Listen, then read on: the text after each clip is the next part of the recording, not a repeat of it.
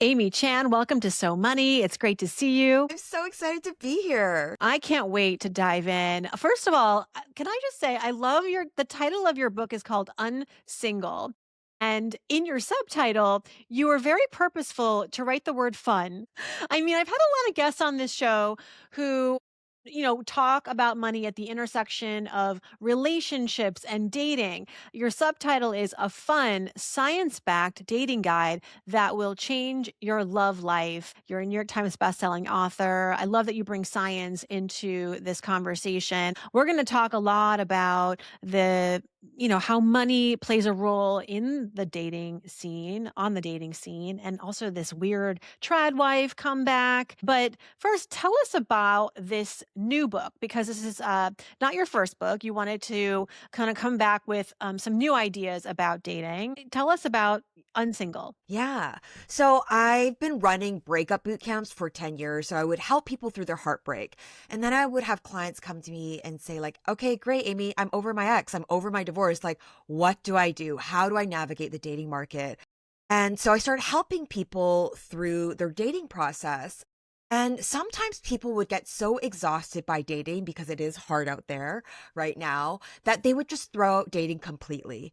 And so I help them understand, and I talk about this in the book, where they get stuck in the dating funnel. So we know exactly where it is so we could troubleshoot the right thing instead of just throwing out dating and saying, I'm just going to be alone forever, which is a defense mechanism. Funnel, troubleshoot. What is this? Are we talking about dating as a startup, a business, Look, customer I'm a service? I'm a marketing exec in Okay. my background, and I just found that, especially because I work with a lot of high achieving people, having a framework so that they could understand there's 5 stages in the funnel. There's a certain stage where you're not converting. Let's just focus on that. And human beings were pretty predictable. So once we know where you're getting stuck, there's only a few patterns of what could be blocking you from moving through that funnel. Where do people get most stuck, do you find? You know what? It's all across the board. But I would say a lot of my clients, their challenge isn't getting the dates. Their challenge is after dates 1 and 2, moving into the third stage, which is evaluation, where you start to really start dating and getting to know someone. What is your take on dating apps? I'm curious how your advice would be different, in a world where we weren't so addicted to the phone and let's say it was 25 years ago. Do you think the rules would still apply? Look, dating apps have changed the way we meet people, but they've also changed the way we think about people. And the endless options and the scrolling has caused us to really assemble partners like Build-A-Bear. So I'm finding a lot of people are right now, they're over icking. They're dismissing people very quickly and over the most trivial things and the things that actually don't matter in a long-term partnership. So that's a problem. We're treating people like objects versus humans. Okay, let's talk about money. I'm sure many of your clients, as you described, ambitious women. With that probably comes in many cases a nice paycheck, women who can support themselves financially.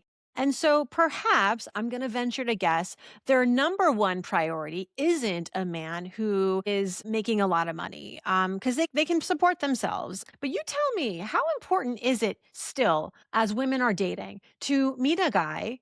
And we're talking hetero here, but you feel free to bring in all of the different types of relationships. How important is it to find a mate who is financially, not only just financially independent, but let's just say it, rich? Yeah. So when I have clients who are unhappy in their careers, they're working for a company, they don't like their job, they tend to prioritize a rich guy a lot more than the ones who are building a startup and they're loving what they do. It's like their baby. Those women who are doing really well and successful, and maybe not even the paycheck, but they're really passionate about what they're doing and getting fulfillment, having someone who's rich just doesn't cut it. It's like, sure, you can have money, but I need a lot more than that. I need someone who's emotionally supportive, who can take care of my heart.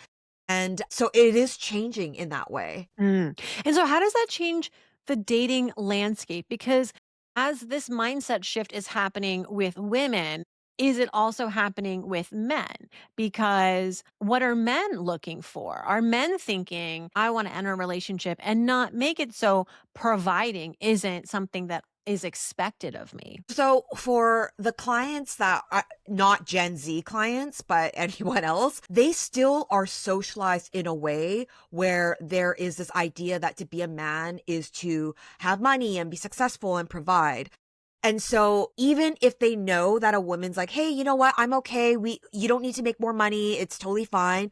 There's still what I'm finding with my clients, this feeling of like, "I'm not there yet. I can't commit. I can't even think about having a family until I have a solid foundation of a net worth." Mm. So they're delaying their commitment if they're not hitting some number that they have in their head that they deem as success. So that sounds problematic Yeah. to me. Yeah. Let's talk about some of the friction that you're seeing as a result of a little bit of this disconnect or this delay, as in this case.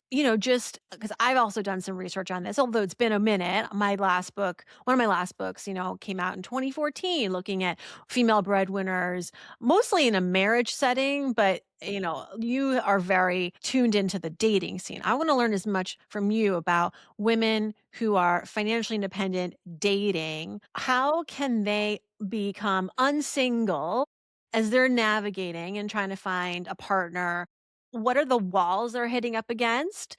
Um, you know, because I think there are a lot of kind of stereotypes about the women who are financially ambitious and financially independent, that they don't quote unquote need a man. They quote unquote wear the pants. They quote unquote don't need someone to take care of them. And then, date number one doesn't turn into date number two. Yeah. Tell Yeah. me what you're seeing and hearing. So what I'm seeing a lot is it's amazing time for women because they don't need a man, right? So they're choosing a man. So a man has to be complementary to their life. Otherwise, I don't need you for survival. Now, what's happening is because the dating scene can be so exhausting out there, women are being like, well, I have a full life. Why? I'm just going to protect my peace. And that is totally fine if it really comes from a place of like, I'm really just happy with where I'm at. But a lot of the times it's coming out as a defense mechanism and they don't even know it. So they walk around saying like, hey, I don't need a man. I'm totally fine. I got my ladies. I got my brunches. But they have just decided that the risk of being hurt in love is just not worth it anymore. And so I think that is problematic because it's actually not coming from a genuine place. So what I'm hearing is like, get vulnerable. It's okay to be vulnerable. Yeah, and it's okay too. I think there's this narrative that if you are a successful, empowered woman, it's almost embarrassing to want a boyfriend or a relationship or marriage. And it's not. It doesn't take away how powerful and confident you are because you want that as well. Mm. So I think that is something women need to, if they feel shame around wanting it, because in any goal in life, you need to want the thing and desire it first before you go and how do I close the gap between where I am now and where I want to be? But if you just deny this desire altogether because you find it embarrassing or shameful, how are you going to get there? Yeah. Where do you find these men who are down for women who are financially independent and financially powerful? Where do they hang out? Well, they're definitely the ones that come to the retreats. Mm. There's like usually like a 40% split of men and women. And I have to say, like the men who come to the retreats typically within a year end up in a relationship because Mm. they're already there. They're already wanting to learn about relational skills. They've had failed relationships in the past. They don't want to repeat it. So they're doing the work to build the muscle of developing these skills that will make them better in relationships. I think you can also find them like, I think online dating, I guess it my gets a question is, bad what rap. are the signs? What are the signs of these guys? Because I think sometimes they confront as very progressive at these values and these sort of, we're very primal beings, we are very much conditioned, to expect certain things from our genders. And so I guess what are the signs that this is going to be a good match, because this person understands that there's no threat in a woman who is self-sufficient and knows what she wants and is financially capable and independent. Yeah. I would say that it takes I talk about in the book, The Funnel, there's the evaluation stage, which is after a couple dates. This is the stage before you decide if you want to increase your commitment. Mm. And there's no rushing through this evaluation stage. This is when you look through the the experiences you have with each other to see if their values really line up with what they say, right? So if they're like, yeah, I'm all about like equality and generosity, then you get to see like when you guys go on your first trip together, are they nickeling and diming? Are they, not tipping the service staff? Like you pick up these little signs when you talk about your career.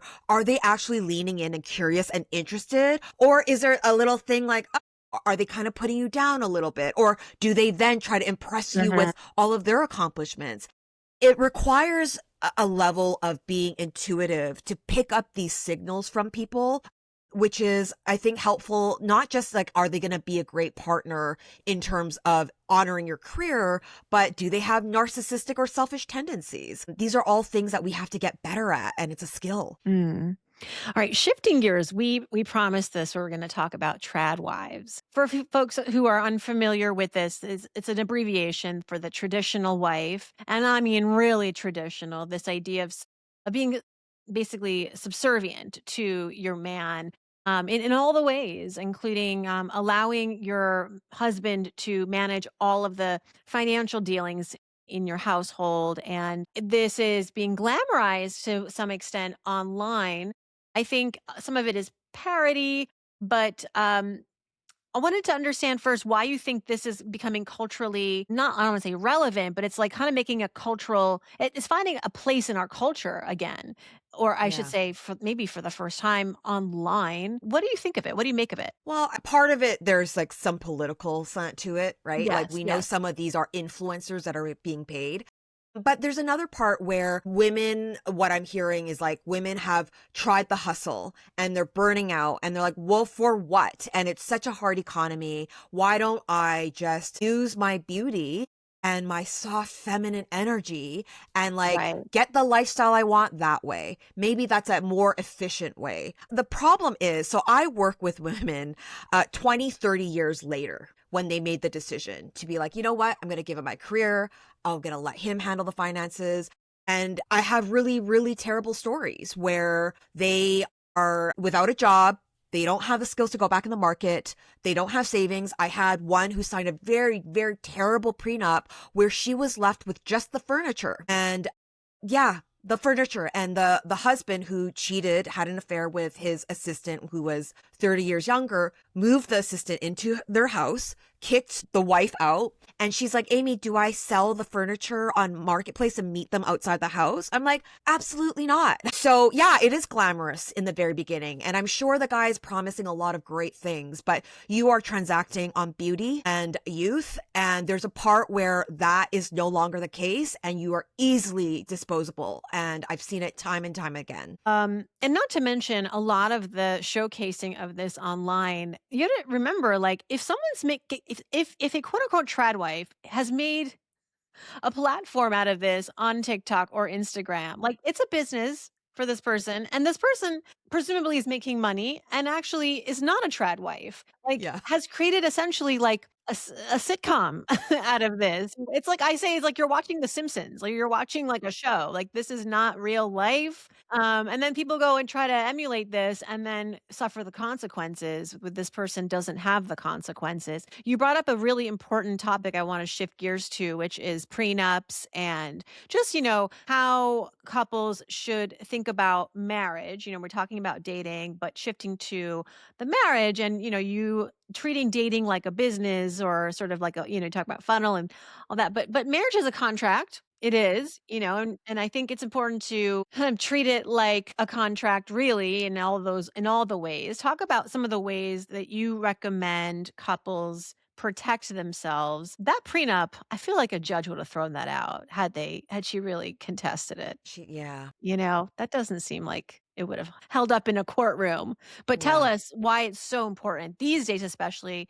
It's not just for rich people. Yeah, for sure. And so I am very big believer of prenups. I'm not married, but I have a cohab agreement with my partner. Okay. And it is really just when you are getting along to discuss such a hard topic And this is when you want to do it, right? And it's not just one conversation, it's multiple conversations. And you have to expect that it probably will be uncomfortable. And I think a lot of people avoid it because there's anxiety about talking about money, or it seemed unromantic. And so they just don't do it because they take the anxiety as a signal to stop. But it's extremely important because if you don't decide now, then the court is going to decide. Or if you are, your survival mechanisms are on and you're in fight or flight mode, then you're dealing with it then. And that is just a nightmare situation. Yeah. Well, tell me more about your cohab agreement. I think that's interesting. We don't talk enough about that on the show, but more and more couples are not getting married. They're choosing to live together. Talk about like what kinds of things are in there. And then how do you legitimize it? Like, do you have to go, no, no, like, how do you formalize something like that? Yeah. So for us, we've been together 6.5 years. And in the very beginning, it was a very tense conversation. It's like my boyfriend has a startup that he's been working on. I'm a bit more stable. And so we first started talking about that. And like we switched, right? In the very beginning, he was paying for everything. And then like the pandemic hit, I had nothing. And then he was supporting me. And then his startup like was struggling. And then I was, like, supporting more. So it's been up and down. But it was causing a lot of tension for me. And so what we did was we actually had a therapist, a third party, help us walk through it because we would get so tense that the conversation would go nowhere. And having a therapist help us was amazing. We just walked through some of the tension. I understood where some of my anxiety was coming from, which was old and historical. And then we were able to, like, as just two people, like, come together and be like, okay, the cats were yours. You've had them, but I love them. But who would get the cats if we were to end things, right? And we had to go through each one of these and come to a place where it felt fair and generous. So we got a notary to make it official, and I feel like the relationship changed afterwards. In what way? I personally just felt safer. Mm. Yeah. Safer in what way? I feel like because my partner takes big swings, right? Like, so he has multiple projects where it's going to be either a lot or it's going to be nothing. And so for me, as someone who's been more stable and having to support here and there, I'm like, well, what happens if we were to break up? And then you have your big payday after we break up. What Yeah. happens? So we actually created a clause in there that would protect me if we were to break up. Would it be easier to be married? Maybe. We just haven't, like, we will get married and we'll have to do the whole thing over again with a prenup. Yeah. But we're like, until then, right, we might as well create this for now. Yeah. I wasn't sure Yeah. if you would, if marriage was off the table, or if, this was like a placeholder until marriage or what. But marriage, sometimes solves for that feeling of protection, but still usually need a prenup. What Right. state are you in? You're I'm in. in Vancouver, British Columbia. Oh, okay. Yeah. So Yeah. very interesting, because I heard something about Canadians, which is that if you live together for a certain period of time, unmarried, unwedded, that you own property together, that after a while, well, if one person owns the property and the other person lives in the property, that the cohabitant does end up having some sweat equity in the Mm, property. Might want to look that up. I don't know. yeah. Yeah. Very interesting. All right. So let's talk about some dating stuff, even though it doesn't really have anything to do with money, but I'm just so curious because while I have you, it would be such a missed opportunity. The number one trait that predicts relationship success, according to science, what is that? It's conscientiousness. So conscientiousness is if someone follows through on their word, if they're reliable, if they're honest. Mm. And then the number one trait that it predicts a relationship partner that might not be as, healthy is high neuroticism. Okay. So give me an example of high neuroticism, because that can be relative, right? Yeah, for sure. Yeah. So also we're on a spectrum, right? We all Right. have a level of neuroticism, but like just like we all have a level of narcissism, right? Right. But if you're on like the extreme side of the spectrum, it's extremely controlling, extremely anxious, always looks at the worst case scenario and very negative. Okay.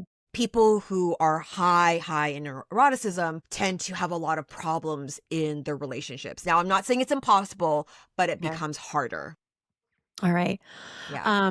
You have here the psychology of magnetism is something that you have explored. What makes someone instantly more attractive? It's so interesting on a first date when I'll have a client who's like, oh my gosh, I went on this date and it was so amazing. And they like didn't think so. And they keep having this experience. And so I encourage them to look at the dynamic ratio of how much they're talking Mm, versus the other person. mm, So when you are self-disclosing, you get dopamine.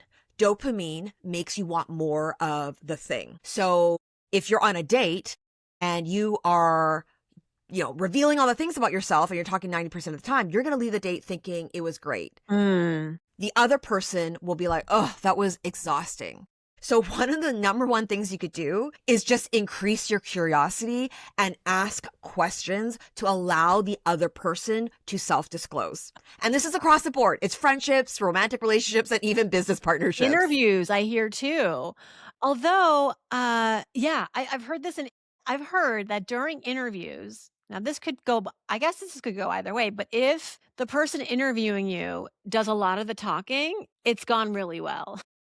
Yeah, I've heard that too. I mean, you would want them to ask you a lot of questions and you get to talk. But if they're talking a lot, it may mean that they like you and they're like, maybe they walk away thinking that was a great interview. Cause Yeah. to your point, there's this psychology of magnetism going on. I'm reading here that you found out a boyfriend cheated through a psychic. How do you really, do you believe in that? Do you believe in psychic sort of work, and how much of that plays a role in your relationship consulting?